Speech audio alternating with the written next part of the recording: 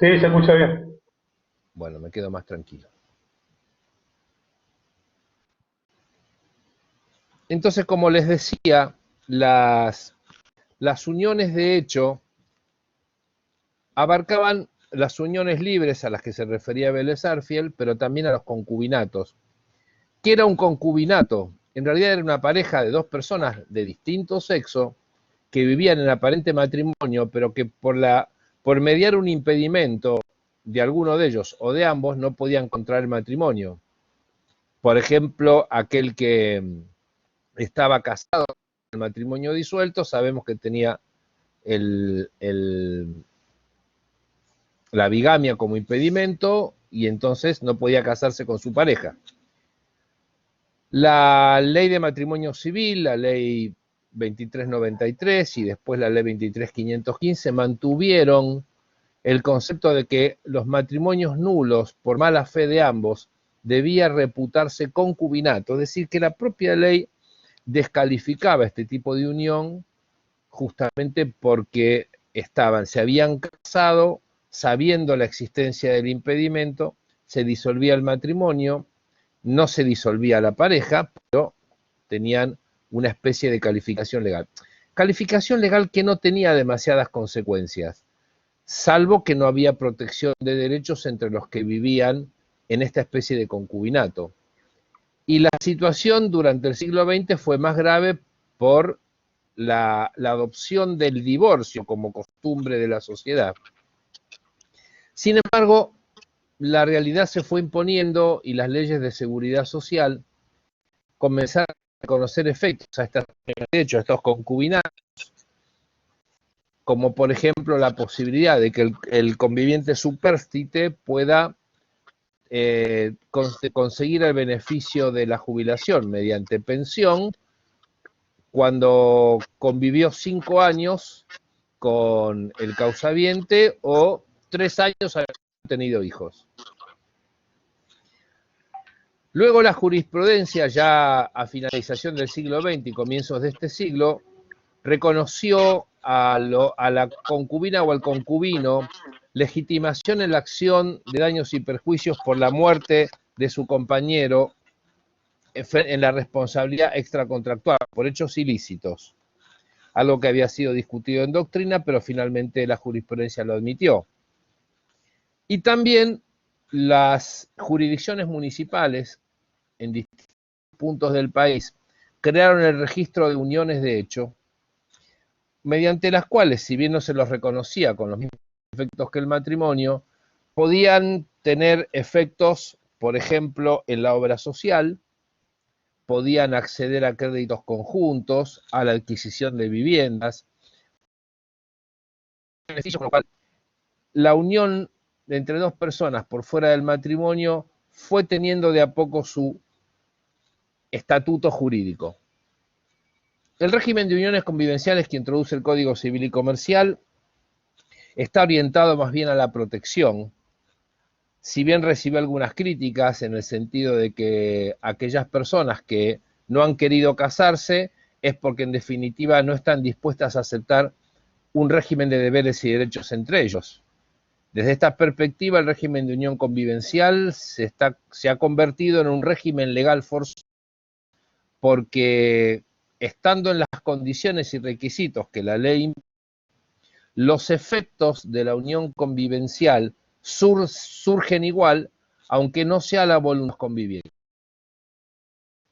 ¿Se entiende lo que digo? Es decir, por más que no quiera, se va a aplicar el régimen de unión convivencial, y esto queda absolutamente claro cuando ocurre la disolución de la unión convivencial, porque los reclamos están hablando de la existencia de un régimen jurídico que tuvo su vigencia mientras la pareja convivía.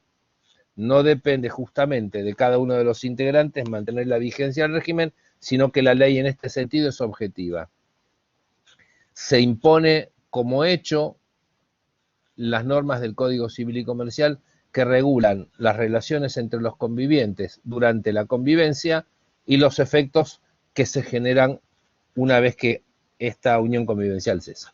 ¿Cuáles son los requisitos? Bueno, hay requisitos positivos y requisitos negativos, es decir, ser y no ser. Para poder constituir una unión convivencial, ambos integrantes deben ser mayores de edad y además deben tener una convivencia no inferior a 2 años. No queda claro si estos 2 años se computan a partir de la mayoría de edad o puede haber 2 años previos a la mayoría de edad y se confirman estos cuando se alcanza la mayoría de edad, pero no generaría demasiados inconvenientes resolver este conflicto. Los requisitos negativos, no ser, están directamente vinculados con los impedimentos que nosotros vimos de nulidad absoluta. El parentesco, cualquiera sea el tipo, justamente de parentesco, la afinidad en línea recta en todos los grados, y bien se excluye la existencia de un matrimonio no disuelto o de una unión convivencial simultánea, es decir, que no podríamos estar en poligamia, como se dice ahora, en una relación poliamorosa. Se excluirían. Lo que por supuesto la ley dice que en el caso de que haya 2 convivencias simultáneas, la segunda no podría surtir efectos. Otro requisito que la ley no lo impone, sino que facilita a los convivientes, es la registración. La registración no es obligatoria. La unión convivencial se puede probar por todo tipo de pruebas, pero si nosotros vamos al registro civil local y la inscribimos, la ventaja es que ya tenemos la prueba de su existencia, es decir, le damos fecha cierta. A partir de ahí, nosotros podemos ahorrarnos el esfuerzo probatorio si tenemos que ir a los tribunales y reclamar de parte de nuestro cliente algunos de los efectos que la ley reconoce entre los ex convivientes.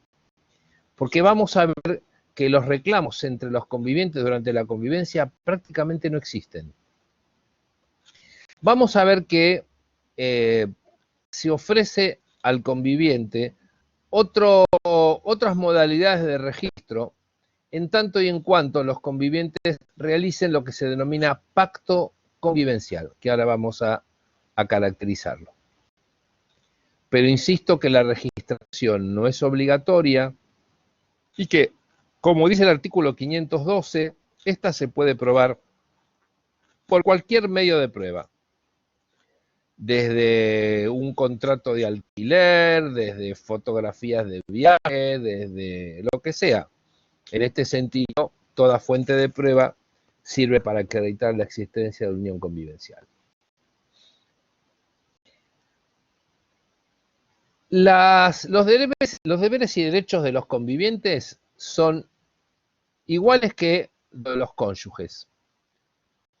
Pero hay una diferencia importante. Recuerden ustedes que cuando nosotros estudiamos el matrimonio Estado, caracterizamos a la mayoría de los derechos y deberes como morales, es decir, no jurídicos y en consecuencia no exigibles cuando no se cumplían, y que el único derecho o deber jurídico era el de alimentos. Bueno, en la unión convivencial todos los derechos y deberes son morales porque no existe la posibilidad de reclamo alimentario entre convivientes, no solo durante su existencia, sino luego del cese de la convivencia.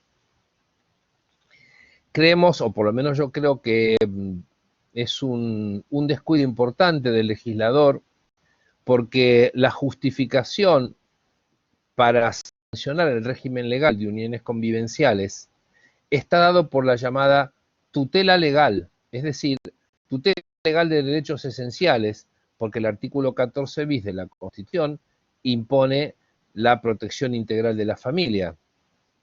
En consecuencia, si yo quiero proteger la familia, entonces el reclamo alimentario debería ser parte del estatuto legal, por lo menos durante la convivencia. ¿Por qué digo esto? Una de las primeras obligaciones que tienen los convivientes es la contribución a las cargas del hogar durante la vida en común. ¿Sí? Esto significa que al igual que los cónyuges, ellos deben proveerse entre sí lo mejor que puede contribuir al bienestar de la pareja y, por supuesto, de la familia cuando tienen hijos. Lo que le permite la ley es, en el pacto de convivencia, esta especie de contrato por el cual los convivientes regulan ciertos derechos en general de naturaleza económica, el pacto de convivencia se puede plasmar el porcentaje de contribución de cada conviviente, a la vida en común, pero de ninguna manera pueden eludir la obligación de aportar al sostenimiento del hogar. Yendo al pacto de convivencia, el pacto de convivencia en principio no tiene una forma estricta de celebración. Por supuesto que vamos a aconsejar, nosotros como abogados, vamos a aconsejar que se haga por escritura pública, pero lo importante es que el pacto de convivencia sí debe inscribirse para que tenga efectos entre las partes, y si el pacto de convivencia incluye, por ejemplo, la afectación del inmueble de uno de los convivientes para que ellos vivan, también debería inscribirse en el registro de la propiedad inmueble para ser oponible a terceros. Y esta oponibilidad protege la vivienda de tal manera que no sería susceptible de embargos posteriores a su inscripción en el registro. Esto proviene de la protección actual de la vivienda, de los artículos 242 en adelante del Código Civil y Comercial, y responde a la Ley 14394 del año 50, por la cual se había instituido el conocido bien de familia. Bueno, la misma protección aparece cuando se inscribe el pacto de convivencia. Llama la atención que no sea una protección automática y que sea parte del código de convivencia, del pacto de convivencia. Otra cláusula que se puede agregar en el pacto de convivencia es la atribución del hogar cuando se disuelva la convivencia, fijando, por un lado, el plazo por el cual el beneficiario va a mantener la ocupación del inmueble, eventualmente también si se debe algún canon, si la propiedad va a ser si es propiedad de uno de los convivientes, el que lo ocupa le pagará un canon, como vimos en su momento en la atribución de la vivienda en el divorcio. En fin, todas cuestiones vinculadas a los aspectos patrimoniales y fundamentalmente también la división de los bienes. La ley dice la división de los bienes obtenidos por el esfuerzo común, lo que supone que en el pacto de convivencia podría incluirse como cláusula regular las relaciones económicas con el régimen de comunidad. Esto lo vamos a dejar acá porque vamos a verlo de manera profunda cuando nos toque familia patrimonial, derecho de familia patrimonial, el aspecto patrimonial. Ahí vamos a ahondar en estas cuestiones de cuál es el régimen económico. Lo cierto es que la ley en este sentido dice que cuando la unión convivencial produce efectos y no hay pacto de convivencia, las relaciones económicas se rigen de manera independiente, es decir, como si estuviéramos frente a un régimen de separación de bienes. Cada conviviente administra y dispone sin ningún tipo de limitación de los bienes de su propiedad, pero debe contribuir de manera igualitaria al mantenimiento del hogar. Recuerden que el pacto de convivencia fundamentalmente se afecta a derechos de terceros, tienen que ser inscritos en el registro civil, pero también en el registro de la propiedad inmueble. Las relaciones económicas entre los convivientes, como le dije, en principio se rige por el sistema de separación de bienes y se hace excepción a este principio en tanto y en cuanto los convivientes pacten. ¿Cuál es el núcleo duro que los convivientes no pueden pactar o no pueden dejar de lado en el pacto de convivencia? Bueno, el código dice que la asistencia durante la convivencia. Esta asistencia puede entenderse de doble sentido. Por supuesto, sabemos que la asistencia moral consiste en aquello por el cual nosotros formamos pareja, es lo que nos gusta de la otra persona, de que sabemos que nos va a respaldar nuestros proyectos, que podemos también apoyar en sus proyectos, que podemos tener una familia, que es alguien que soporta mis berrinches, se pone alegre con mis conquistas, etcétera. Es lo que normalmente vamos a llamar amor, ¿no? Y uno llama convivencia armónica, más allá de que a veces nos tiremos algunos platos por la cabeza. Pero la asistencia material, que también abarca el concepto de asistencia general, habla de alimentos. Y el Código Civil Comercial no habla específicamente de alimentos entre los convivientes, como sí lo hace con los cónyuges en el artículo 432 en adelante, si ustedes recuerdan. Sí, el Código Civil y Comercial, en el artículo 455, habla de los gastos domésticos. Si bien el 455 está ubicado en el régimen de comunidad, perdón, en las disposiciones generales comunes a todo régimen económico del matrimonio, se aplica por extensión a la unión convivencial.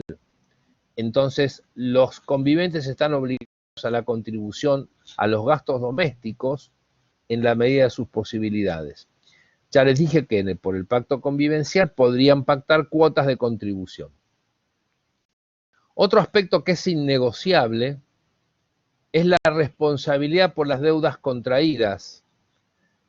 Cuando alguno de los convivientes contrae deudas que benefician al hogar o se dirigen a la educación de los hijos o a los gastos de salud de los hijos, el tercero que contrató con el conviviente puede demandar al otro. Es decir, que hay una responsabilidad solidaria, con una aclaración importante. Esto mismo ocurre también entre los cónyuges. Cuando, por ejemplo, uno de los esposos contrata un servicio médico a favor del hijo común, uno de los convivientes contrata un servicio médico a favor de los hijos, por ejemplo, y no paga el canon que corresponde, el servicio de salud podría eventualmente reclamarle al otro conviviente, porque justamente se trata de uno de los gastos donde son solidariamente responsables. La única diferencia estaría en la carga probatoria, porque frente al contratante, el acreedor prueba la existencia de la relación contractual con el instrumento público o privado necesario. Pero para poder atacar el patrimonio del no deudor, debería demostrar, en principio, que se trata de una necesidad del hogar. No todos los doctrinarios están de acuerdo con esto. Algunos dicen no es que se puede ir directamente contra el no deudor demostrando la existencia de la unión convivencial. Pero si la ley dice que la solidaridad solamente ocurre en estos casos, y si no, hay el principio de irresponsabilidad por las deudas del otro, es decir, que cada conviviente, también cada cónyuge, se va a hacer cargo de sus propias deudas, entonces el acreedor está obligado a demostrar, por ejemplo, que la deuda que no le puede cobrar a su contratante beneficia al hogar. ¿Se entiende esto? Chicos, ¿se entiende?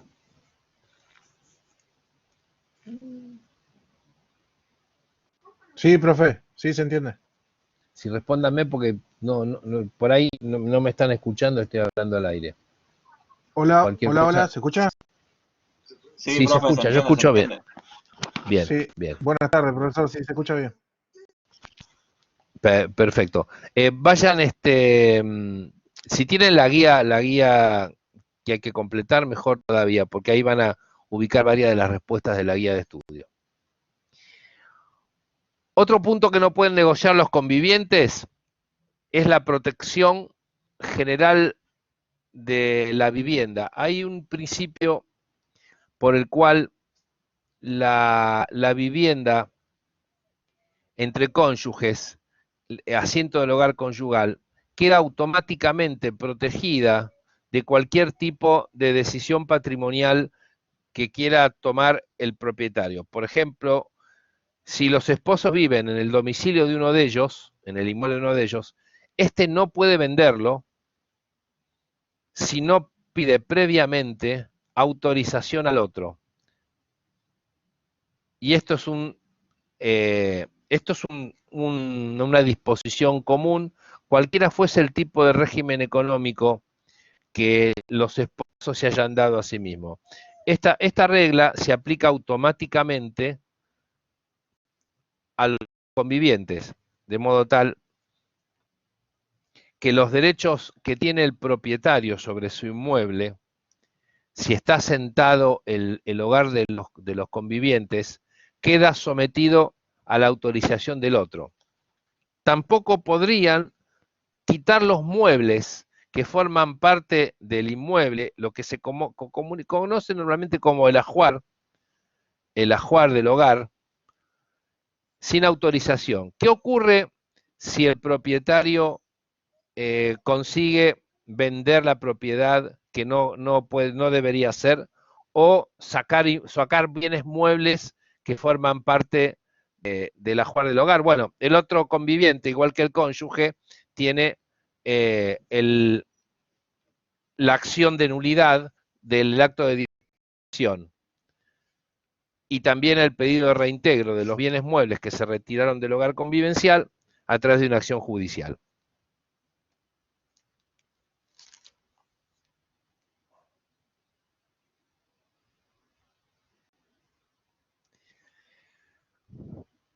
Vamos a dejar, por supuesto, toda la cuestión de las relaciones económicas entre los convivientes para la otra materia. Igual tampoco hay mucho más que agregar, porque una vez que nosotros conozcamos el régimen de comunidad y de separación de bienes propia del matrimonio, todo ello se aplica directamente a las uniones convivenciales. Sin embargo, hay algunas cuestiones de interpretación en materia de relaciones económicas entre los convivientes que vamos a en su momento analizar y ver qué ha dicho la jurisprudencia. Vamos al cese de la convivencia. En realidad, a la extinción de la unión convivencial. Digo extinción porque el Código Civil y Comercial utiliza una terminología que podemos considerar impropia para lo que es una técnica legislativa, porque utiliza sinónimos. Una de las reglas, digamos, negativas es utilizar sinónimos en las leyes. Ben-Sarfield cometió este error de utilizar, quizás se cansaba de escribir siempre la misma palabra, entonces ponía un sinónimo. Y así, por ejemplo, confundía herederos forzosos con parientes, y herederos forzosos son pocos y parientes son muchos. Todo heredero forzoso es heredero, pero no todo pariente es heredero.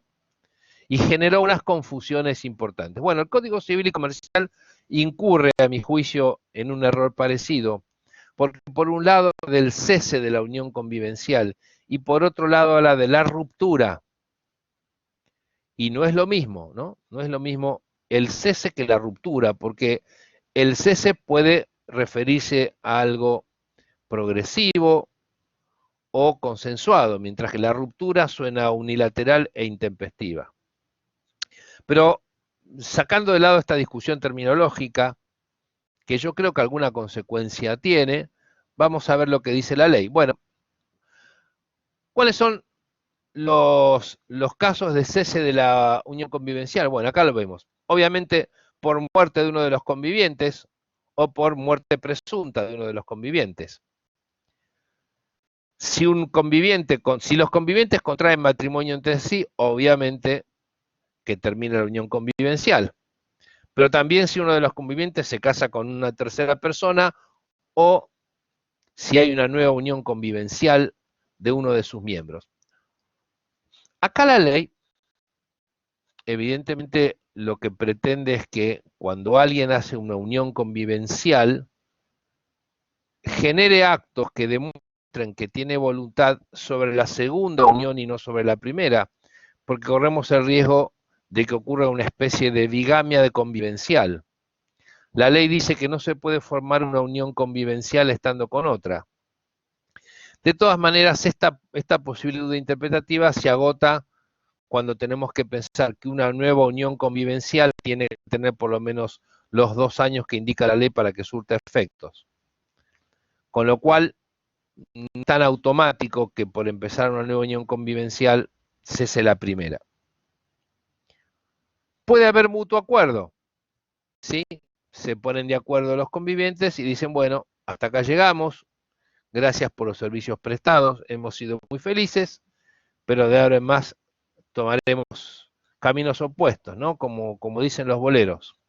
Pero también puede ser por voluntad unilateral. Este me voy de casa tiene que ser notificado de manera fehaciente, ¿sí? La manera fehaciente, por supuesto, siempre va a ser la carta documento, pero parece ser que en tiempos del COVID podemos aceptar también por WhatsApp.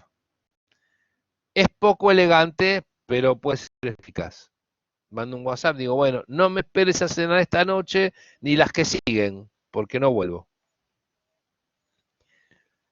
Después dice, por el cese de la convivencia mantenida, sería difícil distinguir este supuesto de otros, porque si yo ceso la convivencia mantenida, me fui a otro lado, entonces en mi voluntad claramente es de no continuar en la convivencia.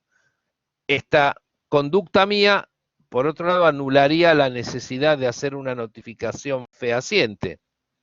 Es decir, que podría haber dos tipos de voluntades unilateral, de voluntad unilateral. Aquella que de hecho se manifiesta porque me fui a vivir a otro lugar, alquilé un departamento, etcétera, etcétera, o la que notifico fehacientemente. Bueno, esto es bastante desprolijo.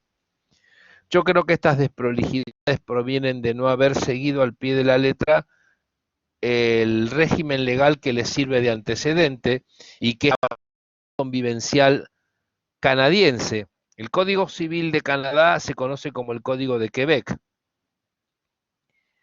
y el régimen de unión convivencial, y así se llama en Canadá, en principio se estableció para regular las relaciones de las parejas igualitarias. Tiene como base o como antecedente el régimen de partenariato francés, que es justamente el régimen francés para las uniones de personas del mismo sexo, las uniones igualitarias. Acá en su momento el régimen de unión convivencial estaba en el proyecto originario, pero entre que el proyecto salió del Poder Ejecutivo y fue al Congreso, entre esas 10 cuadras que se lo separan, en el medio se sancionó la ley 26.618, que permite el matrimonio sin distinción de sexo. Entonces nuestro régimen de unión convivencial quedó en este sentido un poquito debilitado y se quitaron algunas normas que son típicas del régimen civil canadiense, que es mucho más claro, donde se admiten distintas maneras de ruptura de la convivencia y distintas consecuencias de acuerdo al modo en que se terminó de convivir. Puede suceder que haya una interrupción de la convivencia. Imagínense, por ejemplo, en esta situación, si un conviviente estaba trabajando en otra provincia y no se puede mover por el COVID. Bueno, es una interrupción, lo cual no puede interpretarse como un cese de la convivencia, ¿no? Entonces, la interrupción de la convivencia es un cese temporario de la misma y eso no genera ninguna consecuencia. Hay 3 derechos que se le reconocen a los convivientes una vez que termina, o los exvivientes una vez que cesa la unión convivencial. El primero de ellos consiste en demandar, exigir la compensación económica que nosotros vimos en el divorcio. Por supuesto que yo tengo que probar que el desequilibrio económico es importante y que tiene como antecedente directo la ruptura de la compensación, de la ruptura de la convivencia. En este sentido, rigen los mismos requisitos de los artículos 441 y 442, Y oportunamente veremos jurisprudencia que ya está reconociendo este derecho entre convivientes, aún en aquellas uniones convivenciales previas a la entrada en vigencia del Código Civil y Comercial. Otro derecho que se puede pactar consiste en la atribución de la vivienda, en tanto y en cuanto el beneficiario demuestre la necesidad de conservarla, porque no tiene posibilidad de conseguir una nueva propiedad, y sobre todo cuando tiene hijos a cargo, hijos que pueden ser comunes de la unión convivencial o pueden ser hijos menores de los convivientes trajo a la relación de un matrimonio o convivencia anterior. En este sentido, la jurisprudencia ha sido clara. El derecho que se le reconoce al supérstite, al conviviente supérstite, es el mismo que el Código Civil y Comercial reconoce para el viudo del matrimonio, es decir, el derecho real de habitación. Conservar, mantenerse ocupando la vivienda de la unión convivencial, aunque sea de pertenencia del difunto, por el término de 2 años. Este derecho no es oponible contra terceros que sean acreedores del causante, es decir, que si la propiedad está en posible ejecución, el conviviente no podría oponer su derecho real de habitación a estos terceros acreedores. Es decir, que este derecho real de habitación es oponible a los herederos del conviviente fallecido. Todos los conflictos surgidos de la unión convivencial se dirimen ante el mismo juez que el matrimonio, el juez del último domicilio convivencial o del demandado, o si se trata de cuestiones económicas, el domicilio también del beneficiario o del lugar donde se va a cumplir la obligación. Fíjense que los artículos 721 y 2 se refieren a obligación a pensiones alimentarias entre convivientes. Es llamativa esta diferencia o esta mención de la ley, porque no es en principio reclamo alimentario entre convivientes, ni durante la convivencia ni después.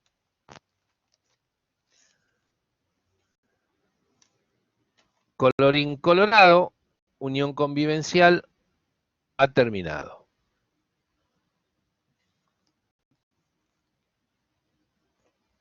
¿Se entendió? Sí, profe, se entendió. Sí, profe, se entendió. ¿Tienen algunas dudas, algunas preguntas? Es sencillo, ¿no? No ofrece mayores problemas. En el parcial, si les toca un caso, se les van a pedir los requisitos, algunas situaciones. Fíjense las distintas variantes que tienen la inscripción. Yo les subí un artículo de mi autoría donde analizo las dificultades de que, si bien la ley dice que la registración es exclusivamente a los efectos de la prueba, vamos a ver que no es tan así. La inscripción, y sobre todo cuando hay unión convivencial, compacto convivencial, garantiza y asegura derechos. Por lo tanto, no es tan efecto sencillo como dice el Código Civil y Comercial. Hay una situación de constitución de derechos cuando yo inscribo el pacto de convivencia. Bueno, les reitero, igual se los voy a mandar por mail, que el parcial es el 20 de junio, sábado 20 de junio, y va a ser con la misma metodología y el mismo procedimiento que el primer parcial, ¿sí? Así que vayan preparando dudas. La clase que viene vamos a hacer lo mismo que hicimos el lunes pasado. Vamos a hacer un Quejut. Vamos a hacer un concurso de preguntas y respuestas, pero en realidad va a ser un repaso previo al parcial. ¿Les parece? Bueno. Sí, profe, perfecto. Entonces Perfecto, vamos a hacer, perfecto. exactamente lo mismo. Nos vamos a poner unos minutitos antes, yo les voy a dar el pin de acceso y... No, el juego bien Santiago, no, el juego va a ser... alguien me hizo una pregunta, ¿no? A ver, esperen que estaba hablando. Si no hay inscripción, claro. Esto es una pregunta que me hicieron el jueves pasado. ¿Cuándo me inscribo yo? ¿O qué requisitos tengo para inscribir? Es decir, los 2 años de inscripción tienen que estar acreditados. Perdón, acá si ustedes me están viendo en pantalla, acá tengo mi perrita que quiere formar parte de la clase. Los requisitos de constitución de la unión convivencial tienen que estar establecidos, ya firmes al momento de la inscripción. No puede haber una inscripción prematura, o sea, precaria. Acá yo voy al registro civil y tengo que acreditar que hace 2 años que estoy conviviendo. Cada registro civil será el encargado de establecer cuáles son los mecanismos de prueba, ¿no? Porque si bien dice que la registración es al solo efecto de la prueba, yo le tengo que acreditar al jefe de registro civil que tengo los 2 años. Porque yo no podría inscribir a futuro. Digo, bueno, inscribo, así dentro de 2 años empieza a tener efecto, porque yo no sé qué va a pasar dentro de 2 años. Imagínense que en febrero no podíamos aventurar que iba a pasar lo que nos está sucediendo. Entonces, bueno, yo creo que la inscripción de la unión convivencial tiene que cumplir con todos los requisitos cuando voy al registro civil, y en todo caso los registros civiles establecerán, normalmente los registros civiles piden testigos, ¿no? Y estos testigos son los que van a acreditar de alguna manera de que hace más de 2 años, sobre todo si voy con hijos, ¿no? Si voy con hijos comunes, bueno. ¿Se escucha bien? Sí, porque me está Sí, te escucho. marcando mi programa que la conexión es débil. El juego va a ser de unión y de divorcio, o sea, lo que vamos a hacer el lunes es hacer un repaso de lo que tenemos que ver en el parcial, ¿sí? Con lo cual vamos a tratar todo el tema de matrimonio-estado, divorcio y uniones convivenciales. Así que vayan teniendo el material a mano, vayan preparándose para eso, y mientras tanto vayan viendo el caso práctico de filiación que les mandé. Porque eso lo vamos a tratar después de que salgamos del examen. Es importante filiación porque tiene algunas partes complejas, sobre todo en lo que se trata las acciones de filiación. ¿Alguna pregunta más?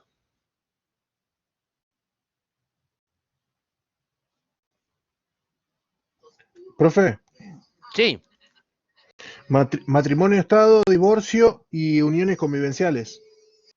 sí, tal cual, tal cual.